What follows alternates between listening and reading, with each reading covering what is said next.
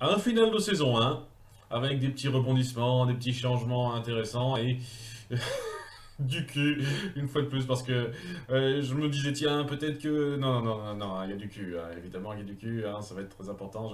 D'ailleurs, je vais me pencher là-dessus tout de suite, puisque ça démarre. L'intro, première scène qu'on voit de cet épisode 8, c'est Jack qui est dans le bordel en train de le gérer. Ça se passe bien, et il parle avec la future ex-Macrel, puisque elle a piqué dans la caisse elle aussi. Il se dit, ok... ça va pas marcher entre nous, hein. Elle essaye d'insister, quoi. Je veux avoir le fric que vous m'avez promis, même si j'en ai piqué beaucoup. Vous nous dites, ok, si vous acceptez comme ça, allez vous faire voir. Il dit, attendez, je peux quand même dire à tout le monde ce que vous avez fait. Je sais que vous avez tué l'ex-proprio, je sais plus comment il s'appelle, une fois de plus, il dit rapidement son nom. Il dit, oui, ce que j'en ai à foutre. Il y a Max qui arrive en disant, qui ça intéressera. Tous les responsables commerciaux sont contents de la nouvelle direction du bordel. Les prix sont un petit peu plus attractifs. Et maintenant que c'est bien géré, tout va bien. Ils en auront rien à foutre de savoir que Jack a buté. Enfin d'ailleurs Jack n'est pas pour rien techniquement, mais il en aura rien à foutre de savoir qu'on a dû buter l'ancien propriétaire pour arriver à ça. Et donc ouais, elle part les pieds devant et se dit ah, je m'occuperai de ça plus tard. De toute façon elle viendra me faire chier, mais c'est ce sera traité rapidement à la fin pour un détail sur lequel je reviendrai. Et sinon, ouais, quoi, Max, c'est la nouvelle partenaire de Jack pour gérer le coin, le business. Apparemment, elle s'est prise d'affection pour lui une fois de plus. C'est venu de nulle part, mais bon. Et on va un petit peu revenir là-dessus, on parlera un petit peu de ça. Et ouais, quoi, il y a Anne qui est pas super contente de la situation parce que je sais pas, elle cherche à faire chier. J'en sais rien. Là, je suis totalement du côté de Jack à ce moment-là, quoi. Qu'est-ce que tu veux, quoi? T'es d'accord pour qu'on tue 8 mecs, par contre, là, t'es un petit peu frileuse de me voir virer une femme. C'est quoi ton délire, quoi? Donc, ouais, j'ai du mal avec le comportement d'Anne tout de suite, d'autant plus que c'est pas, ils sont pas clairs sur le fait qu'elle est attirée ou non par Max, en fait. J'essaye d'être un peu ambigu là-dessus. En tout cas, bon, ça met quand même bien en avant que le bordel est bien géré et que ça va perdurer dans les saisons suivantes. Voilà, hein, et on pouvait pas commencer mieux, hein, c'est vraiment la première chose qu'il fallait savoir, hein. Maintenant, le rêve, ça va être un petit peu minime à côté, mais le fait de savoir que le bordel est prospère, c'est le cœur de la série. Cœur de la série. Bon, alors, je suis désolé de parler de ça continuellement, parce que je sais que ça va vous faire chier, mais le fait est que je tiens à être clair sur une chose. Je suis un pervers. Hein, j'en ai parlé à plusieurs reprises. Je ne manque pas de passer du bon temps devant des spectacles vidéoludiques de femmes qui font des tonnes de choses dégueulasses, même des fois des mecs quand c'est assez androgyne, hein, en niveau hentai, je fais aussi ça. C'est un truc qui me définit pas mal, hein, et je pense que beaucoup de mecs sont un peu comme moi, peut-être pas aussi poussés, mais voilà, je suis pervers à ce niveau-là, et donc les gens devraient se dire, oui, mais que j'en ai à foutre alors qu'il y ait ça. Le truc, c'est que j'apprécie ce genre de choses quand c'est vraiment le cœur précis de ce que veut faire passer l'œuvre. Et quand l'œuvre veut me faire passer quelque chose comme c'est complètement pour le cul, va t'exciter, va te branler un coup, je dis ok, très bien. Je m'attends pas non plus à quelque chose de grandiose, mais voilà, tu fais ce que tu me promets. Là, quand on insiste à ce point sur le sexe en étant quand même à un niveau simili-érotique, donc pas non plus ouh, je me dis, c'est quoi l'intérêt? Les trois quarts, facilement, les trois quarts des scènes de cul, on aurait pu facilement les éluder, les suggérer seulement, ne pas les mettre du tout, et ça n'aurait absolument rien changé à la puissance du propos que vous voulez faire passer sur le monde de la piraterie. Je comprends qu'on veuille souligner que ça fait partie de temps en temps du milieu. Oui, les pirates vont pute, c'est un commerce qui prospère un peu dans ce genre de milieu. Ok, très bien. Ce genre de truc, je ne vois pas l'intérêt d'y passer autant de temps si c'est juste pour faire du racolage rapide. Parce que c'est ce que ça renvoie les trois quarts du temps, du racolage rapide. Tu vois des femmes à poil régulièrement et qui parlent de leurs expériences, regarder un peu d'humour salace de temps en temps, c'est ça. Et fait le racolage rapide, je trouve pas ça très intéressant. Et si je veux être excité par les femmes à poil, j'ai le porno et le hentai. Et je peux vous jurer que ça va beaucoup plus loin et que c'est beaucoup plus efficace, hein, à ce niveau-là. Donc voilà, C'est vous dire, cette partie-là, vu comme c'est parti, ça va être un pan très important de cette série, puisqu'on met en avant que le bordel est important, donc vous attendez pas à ce que je sois excité devant ça, hein, à tous les sens du terme, hein, pas particulièrement. Donc voilà, maintenant que c'est dit, il va se passer des trucs plus importants, donc déjà autour d'Eleanor qui commence donc à mettre en place son nouveau système et qui envisage un petit peu de se débarrasser de son père.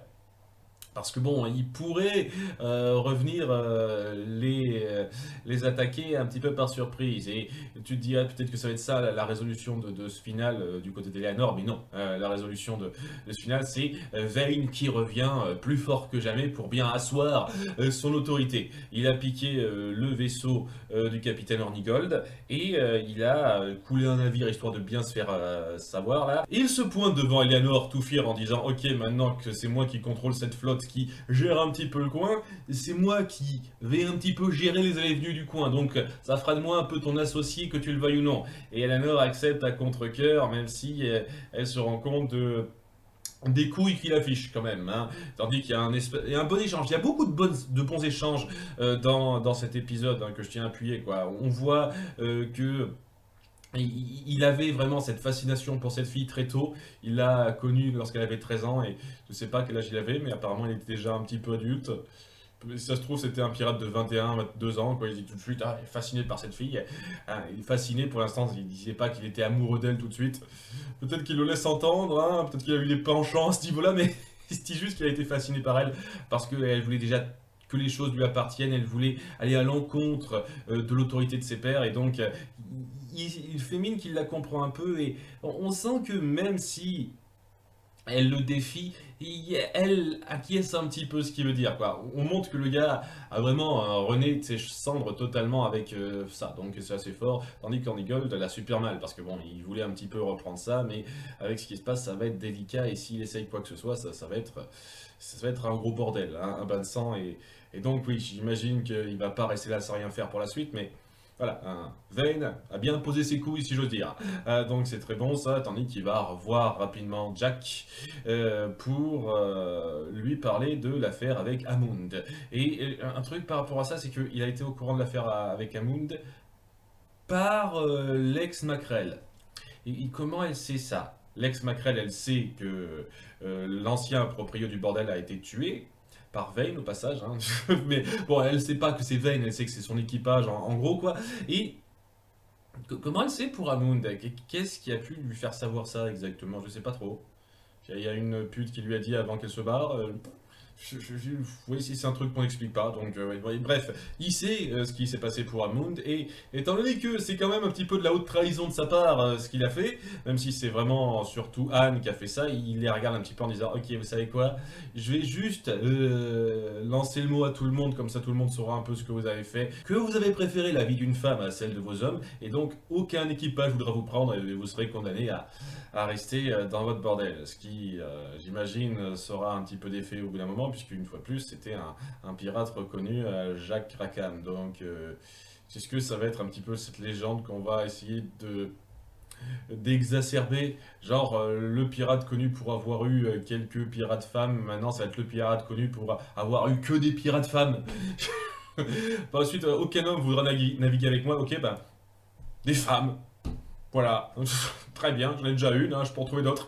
C'est pas impossible que ce soit ça, mais bon, hein, c'est un moment assez fort d'échange entre ceux-là où il montre bien aussi qu'il lui en veut en étant la classe, quoi. On voit que son expérience lui a fait gagner grandement en assurance, regagner en assurance, si j'ose dire.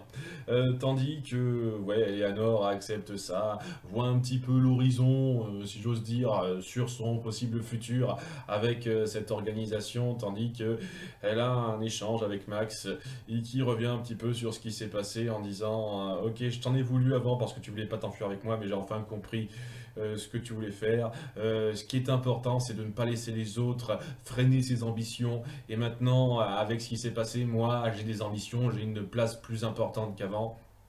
je signifie plus que ce que je signifiais avant, donc je vois ce que tu veux dire. Et c'est aussi une façon un peu aigrie de dire, ok, ce que je t'ai proposé, ça ne veut plus rien dire, je comprends ton point de vue, à cause de toi, je suis aigri et j'ai cette vision beaucoup moins idyllique des choses. Et j'ai envie de dire, Vicky, comment ça se fait que tu avais cette vision idyllique la première fois?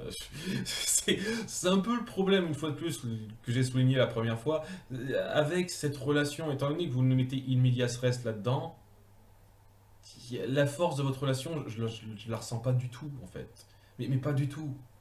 Et donc, qu'est-ce qui t'a fait croire, au moment de l'épisode 2, que tu pouvais convaincre cette femme de partir sur ta vision utopiste d'un amour entre deux personnes qui se barrent loin, on n'en a rien à foutre des autres, comme s'il y avait que vous deux qui signifiez quoi que ce soit et le reste on s'en foutait royalement. Qu'est-ce qui t'a donné cette impression-là?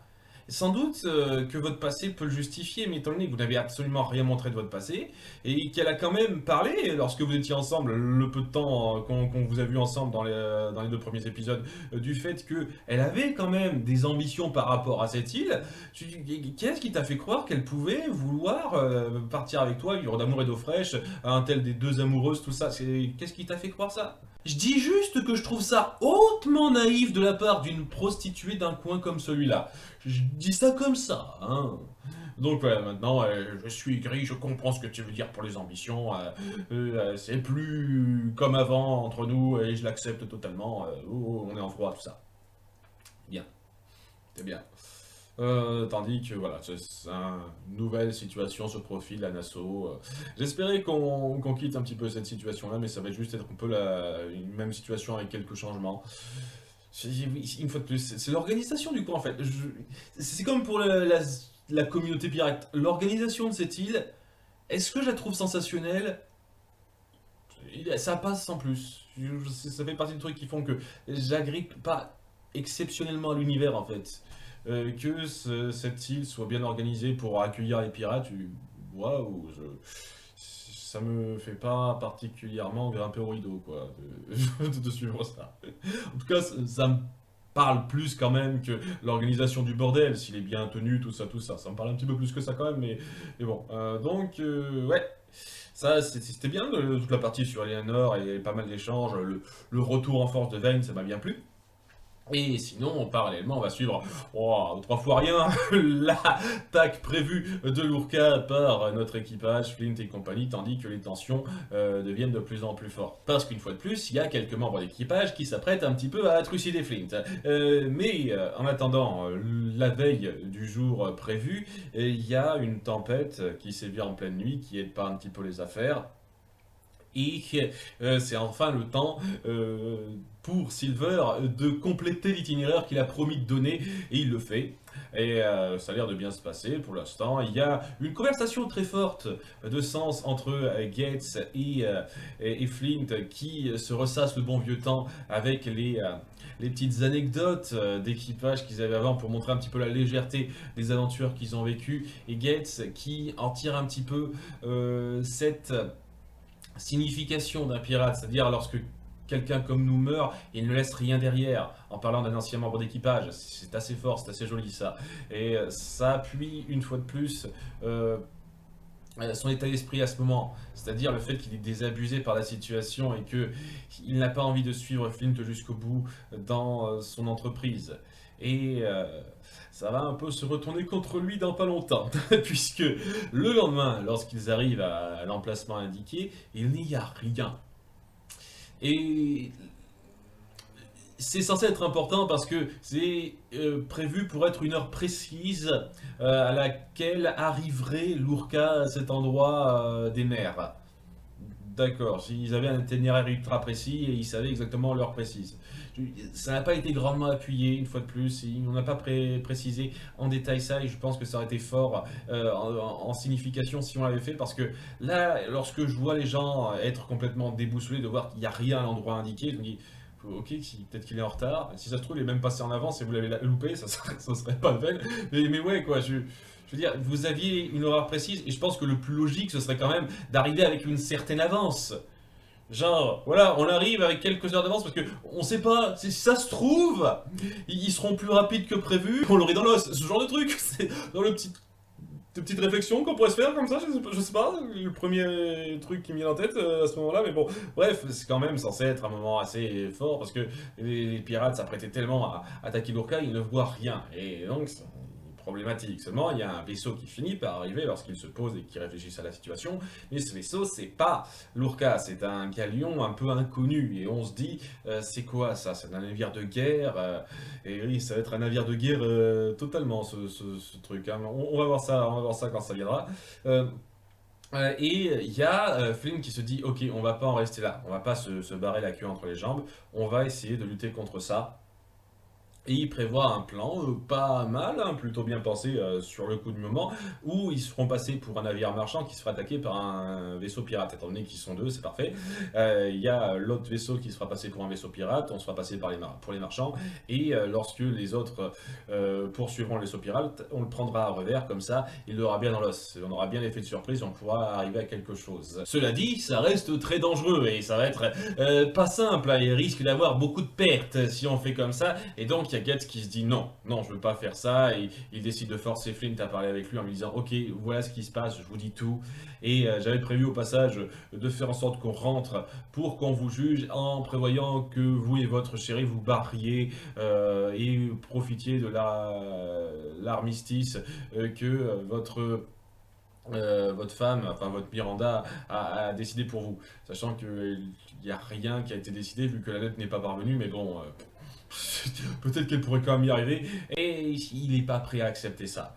Il n'est pas prêt à accepter ce marché que Gates veut faire pour lui. Et ça a beau lui fendre le cœur, il se dit non, je ne vais pas vous laisser faire ça, je ne vais pas vous laisser vous barrer avec l'autre vaisseau et contrecarrer mes plans. Et il se dit ok, je l'étrangle comme ça, il le tue. Hein, et on se voit, c'est vraiment un contre-cœur. Hein. C'est assez joli, c'est assez fort, ce moment-là où il est tellement pris dans ses convictions. Il ne veut pas les lâcher, que même cet ami proche qu'on a vraiment instauré depuis le début, on voit qu'il y a une relation très particulière, très forte, qui existe depuis des lustres entre ces deux-là. En dépit de ce qu'il représente, il ne veut pas lâcher le morceau, simplement parce qu'il insiste. Et il est prêt à aller jusqu'à le tuer pour ça.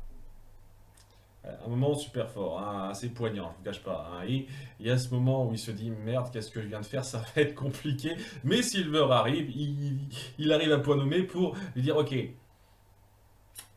détendez-vous, il y a toujours moyen de rebondir. Parce que il y a cette situation, quoi. Il va pas faire croire stupidement que son ancien quartier maître, puisque c'est plus exactement ce cas, c'est le capitaine de l'autre navire, il va pas faire croire qu'il est mort comme ça par accident. Et Silver, toujours fliou, lui dit attendez, on peut arriver à quelque chose. Et donc ils vont sur un petit peu son plan, où Flint dira il a eu une attaque cardiaque. Pas de veine, hein, mais bon, continuez les manœuvres. Et il y a bien entendu Dufresne qui se dit qu'est-ce que c'est que ces conneries. Il vient voir le cadavre et il y a Silver qui fait le petit discours en disant ok, vous pouvez en parler à tout le monde. Vous pouvez faire croire à une bonne partie des gens qu'il a tué Gates et qu'il est responsable de pas mal de manipulations, seulement ça ne convaincra sans doute pas tout le monde, ça mettra en avant le doute et il y aura tout de même un conflit qui se créera. Et ce conflit contre ce vaisseau de guerre, on a peut-être une chance de le gagner tel quel, ça sera peut-être difficile, mais on a une chance, alors que sinon, si vous mettez le doute, le soupçon, tout ça, ça va être le gros bordel et tout le monde va crever. Et vous voyez, il le convainc un temps pour faire passer la mascarade. Mais en fait, c'est une espèce de jeu triple, si j'ose dire, puisque il lui dit les informations pour que le navire de guerre croit que ce sont bien des marchands du coin qui sont dans la légalité, tout ça, mais il donne de fausses informations pour que il puisse avoir des doutes si c'était un vrai navire de guerre qui appartenait à l'Empire espagnol.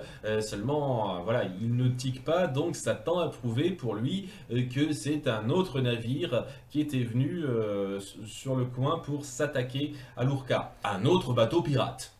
Hein. C'est la question qui me vient en tête tout de suite, c'est comment cet autre bateau pirate a pu savoir, enfin un pirate, peut-être d'autres mercenaires ou je sais pas quoi qui veulent s'attaquer à l'Urca, c'est pas forcément des pirates, mais bon, reprenez-moi sur les termes si vous voulez quoi. Donc, comment cet autre bateau a pu savoir pour l'Urca alors? Parce que vous êtes démené pour trouver cette page et vous n'avez pas trouvé difficilement autre chose quoi. Donc comment il a pu savoir ça? Étant donné que j'ai peu d'espoir, je crois difficilement qu'on va revenir sur ce bateau. Peut-être que je me trompe, hein, et savoir, hein, c'est pas impossible. Je pense qu'on n'aura pas de réponse à ça. Parce que ça confirme ça, hein, lorsqu'il dit des informations qui peuvent lever les soupçons, et ben l'autre vaisseau il tilte pas quoi, donc ça tend à prouver la chose. Enfin bref, quoi, le plan se lance, il se lance à l'assaut de l'autre vaisseau pirate, et c'est là que euh, notre quartier maître Dufresne le triple, puisque il a prévu de le mettre en joue et de mettre en avant tous ses méfaits, ses manipulations devant tout le monde grâce à une lettre qu'a écrit Gates, histoire de bien appuyer ses arguments au moment d'attaquer le vaisseau par derrière, histoire de sauver la flotte et de faire en sorte qu'il se barre en sacrifiant, j'imagine, l'autre bateau. Ce qui, j'imagine, n'est pas un grand sacrifice pour eux, puisque ce ne sont pas des pirates qui viennent de leur équipage, donc ouais, sans doute. Sans doute que ça, ils s'en foutent un petit peu de ça. Mais ça montre aussi le côté implacable de la chose. Enfin bref, voilà. Ils veulent s'en tirer en disant que ce capitaine Flint n'est plus fiable du tout. Et ça semble marcher, seulement Flint, lorsqu'il voit qu'il n'y a plus grand chose à faire, il se dit on est sur le point de tirer au canon, il suffit d'un tir pour forcer le combat et donc obliger les gens à participer à mon plan. Et il essaye d'insister, il y a Dufresne qui finit par lui tirer dans l'épaule, lui dire non, non, non, on va pas faire ça, hein, je vais pas te laisser faire, mais ça sera sauvé par Silver. Et à mesure presque égale par Randall, puisque Silver sera mis en joue par l'autre gars qui s'appelle De Groot. Je pense qu'il va falloir que je retienne ce nom, De Groot. Hein, donc c'était le mec responsable de la coque, l'un des rares pirates de l'équipage à avoir un petit peu la tête sur les épaules, et qui était vraiment partant pour faire les choses de façon très juste, déjà lorsqu'il a appris pour Silver il y a 2 épisodes de ça. Un épisode de ça, qu'est-ce que je raconte, c'était pas si longtemps en fait. Donc ouais, ce mec le tient en joue, mais il est sauvé par Randall. On essaye de mettre en place que Randall devrait être un tout petit peu reconnaissant envers Silver après tout ce qu'il a fait pour lui permettre de continuer à être sur le rafio. Et ben voilà ce qu'il fait. Il assomme le gars pour que Silver sauve la situation, enfin sauve les fesses de Flint, c'est ça plutôt, et tire le premier coup de canon pour forcer le combat. Et donc le combat se force et tu te dis ok ça va être intense et tout, et ils se font laminer en fait. Hein. Au début t'as un peu de suspense et après une fois qu'il se met en position pour tirer sur les 2 vaisseaux, il sort une trentaine de canons partout. J'imagine que c'est le principe du vaisseau de guerre, il a des tonnes de canons, mais voilà le combat est plié en 30 secondes quand ça arrive quoi. Des coups de canon partout, les 2 navires se font totalement laminer et tout le monde finit à la mer à échouer sur la plage. C'est ça le final. Flint finit échoué avec d'autres membres d'équipage. Il se demande pourquoi vous me laissez en vie, moi et Silver, après ce que vous savez maintenant. Mais la raison à ça, c'est que gros coup de chat, l'Urca en fait, on apprend qu'il a été pris dans la tempête, c'est pour ça qu'il n'est pas arrivé à l'heure précise indiquée à l'endroit de destination prévu, et donc il se retrouve avec tout son or échoué, hein, naufragé, sur le même coin de terre, une île j'imagine, du coin. Quelles étaient les chances? Eh bien, pour un galion aussi réputé pour transporter quand même une cargaison aussi forte, une seule tempête, ça suffit à la foutre ça en l'air, c'est pas de veine, hein. Enfin, c'est une veine pour certains d'entre eux, mais c'est pas de veine pour beaucoup, hein. Donc, ouais. Question que je pose quand même, c'est pourquoi on garde Flint en vie, en fait? Parce que bon, on est au courant qu'il a truandé les gens, quoi. Et c'est pas dans le fait d'avoir mal indiqué l'endroit où se trouvaient les 5 millions de pièces d'or, c'est pas le truc, enfin de pesos, excusez-moi. C'est pas le truc, c'est le fait qu'il a voulu un petit peu les manipuler, qu'il a fait croire que certaines personnes avaient fait certaines choses comme Singleton, mais bien entendu, c'était vraiment pour manipuler les gens. Et donc pourquoi on le garde en vie? Voilà, le trésor est apporté, il y a un plan à faire pour l'avoir. Pourquoi garder Flint ou Silver? Parce que ce sont des personnages importants de l'univers, j'imagine. Peut-être qu'on aura de meilleures explications que ça dans le début de la saison 2. Mais disons que, ouais, oui, ils sont finaux, ils savent bien réfléchir, mais vous pourriez avoir envie de vous occuper de cette cargaison d'or sans eux quand même, quoi, après ce que vous savez. Mais bon, on verra pour la saison 2. C'était une fin de saison bien faite. On sentait quand même la conclusion de certaines choses, le suspense mis en place sur la nouvelle situation à Nassau. Et oui, cette situation où, comme par hasard, une fois de plus, un peu gros, hein, pour moi c'est un petit peu gros, il y a nos pirates qui se retrouvent dans cette île, sur cette île, à devoir gérer notre navire, un autre équipage qui a tout cet or à portée de main, sachant que oui, on va faire tenir ça sur une saison entière, j'ai du mal à le croire. Bah bon, peut-être que l'endroit où ils vont échouer, c'est un peu plus grand, un peu plus complexe que ça. On verra, on verra. Donc, en dépit des trucs un peu gros, il y a pas mal de choses conclusives, pas mal de suspense laissés qui sont bien faits et qui font que globalement c'était une première saison assez solide. On sait appuyer ça avec des personnages suffisamment puissants dans leur personnalité et leurs ambitions pour valoir ça. Donc ouais, hein, c'est l'univers. À part si on complexifie plus et qu'on va au-delà de Nassau et ce que signifie cette communauté, je pense que j'y agripperai pas plus que ça en fait. Mais l'avenir nous dira la suite. À bientôt pour la saison 2. Bye!